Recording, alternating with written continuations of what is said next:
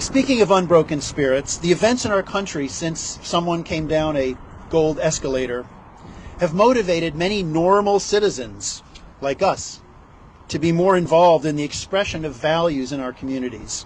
One such person is Southbury resident Lisa Siedlecki, and I'd like Lisa to come up now and tell us what she is doing.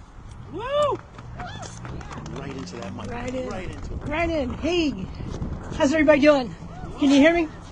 Yeah. All right. So, thanks for having me, Rick. This all came out about 2 hours ago, so I'm more off the cuff than most, but I'm going to give it a whirl. So, this is my first time here, and physically, but it's not my first time here in spirit. In fact, I'm one of the ones who drive by and beep when I can, right?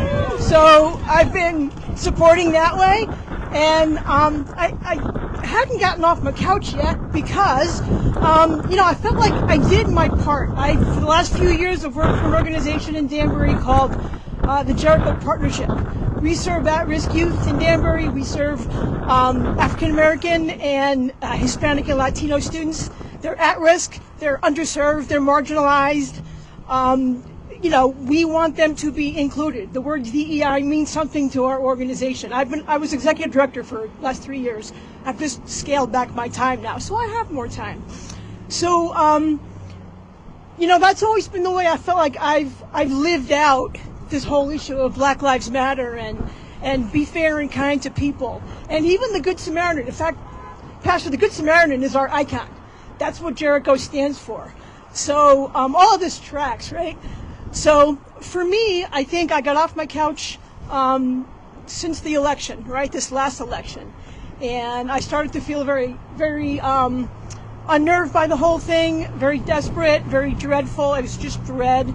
And I said, I just can't sit on my butt anymore. I have to, for my own mental health, I need to get out and do something. So I decided to I called a friend of mine who organizes the group, a big group in Hartford for rallies and that kind of thing. And I've kind of started a Western Connecticut leg of that. And I've got a Facebook group called Democracy Matters.